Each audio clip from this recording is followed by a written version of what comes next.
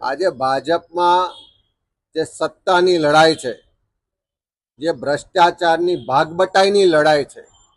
જે એમનો આંતરિક અસંતોષ છે, જૂથવાદ છે, જે ઉકળતો ચરુ છે, એ ક્યાંક ને ક્યાંક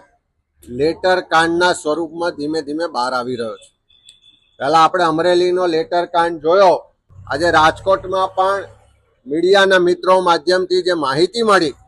કે અહીંયાના ભારતીય જનતા પાર્ટીના કોઈ પ્રભારી કેવી રીતે સત્તાનો દુરુપયોગ કરે છે, કેવી રીતે પદો માટે પૈસા લેવાય છે, કેવી રીતે માનીતાઓને ફાયદો કરવા માટે સત્તા, પોલીસ, પ્રશાસનનો દુરુપયોગ કરીને કરોડો અબજો રૂપિયાનો ભ્રષ્ટાચાર થઈ રહ્યો છે, એના આક્ષેપો આ પત્રમાં કરવામાં આવ્યા છે. એ સાચો છે ખોટો છે તો સરકાર ફરી FSLમાં મોકલીને તપાસ કરાવે,